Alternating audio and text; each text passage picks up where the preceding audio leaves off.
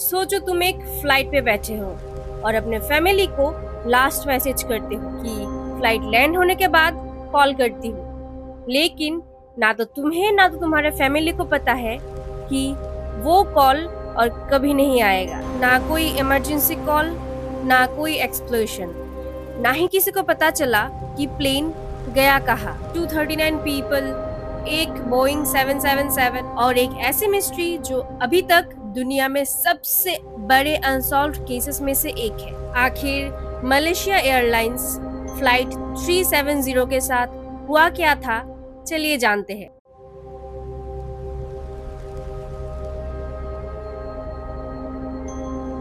Malaysia airlines की flight MH370 Kuala Lumpur से Beijing जाने वाली थी। प्लेन में टोटल 239 लोग मौजूद थे, उनमें से 227 पैसेंजर्स और 12 क्रू मेंबर्स। सब कुछ बिल्कुल नॉर्मल था, वेदर भी एकदम क्लियर था, एयरक्राफ्ट भी टेक्निकली एकदम फिट था और पायलट्स भी बहुत ज्यादा एक्सपीरियंस थे। फ्लाइट ने रात के 12:41 AM पे टेक ऑफ किया। लगभग 38 मिनट्स बाद कैप्टन की लास्ट वॉइस रिकॉर्ड हुई, गुड नाइट मलेशियन 370। यही वॉइस था उनका लास्ट, और उसके बाद सब कुछ बदल गया। सिर्फ कुछ मिनट बाद फ्लाइट सिविलियन रेडार से गायब हो गई। इनिशियली सबको लगा कि शायद कम्युनिकेशन सिस्टम का फेलियर है, लेकिन मिलिट्री रेडार ने एक बहुत ही शॉकिंग चीज नोटिस की। प्लेन ने अपना रूट चेंज कर दिया था। वो बीजिंग की तरफ जाने के बजाय वापस मलेशिया की तरफ मुड़ गया,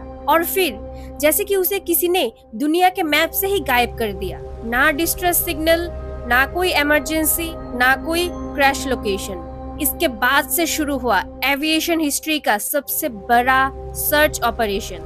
25 से भी ज्यादा कंट्रीज इस मिशन पर शामिल हुई। Ships, military aircraft, satellites, under water robots, सब ने इंडियन ओशन के लाखों स्क्वायर किलोमीटर तक सर्च किया, लेकिन प्लेन नहीं मिला। हर गुजरते दिन के साथ फैमिलीज की उम्मीद भी कम हो गई। कुछ लोग रोज एयरपोर्ट जाते थे सिर्फ इसी उम्मीद में कि कुछ मिराकल हो जाए। आज तक किसी को एग्जैक्ट रीजन नहीं पता, लेकिन एक्सपर्ट्स ने कई थ्योरीज दिए हैं। उसमें से थ्योरी 1 है, कुछ एक्सपर्ट्स का मानना है कि पायलट्स ने जानबूझकर प्लेन का रूट चेंज किया, लेकिन इस थ्योरी को प्रूव करने के लिए कोई सॉलिड एविडेंस नहीं है। दूसरी थ्योरी कहती है कि प्लेन में कैबिन प्रेशर की प्रॉब्लम हुई थी, जिसकी वजह से पैसेंजर्स और क्रू अनकॉन्शियस हो गए थे और ऑटो पायलट प्लेन को समुद्र के ऊपर ले गया। थर्ड थ्योरी ये है कि कुछ लोग बोलते हैं कि हाईजैकिंग हो सकता है या फिर कोई मिलिट्री इन्वॉल्वमेंट हो सकता है। फिर कुछ साल बाद इंडियन ओशन के कुछ आइलैंड्स पर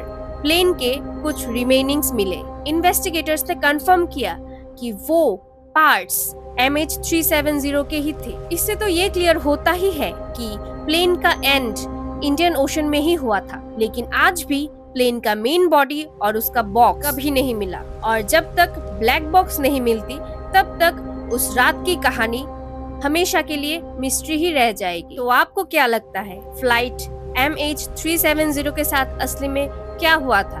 आपकी थ्योरी क्या कहती है? मुझे कमेंट में जरूर बताना, और ऐसे वीडियोस के लिए मुझे सब्सक्राइब जरूर करना। Thank you.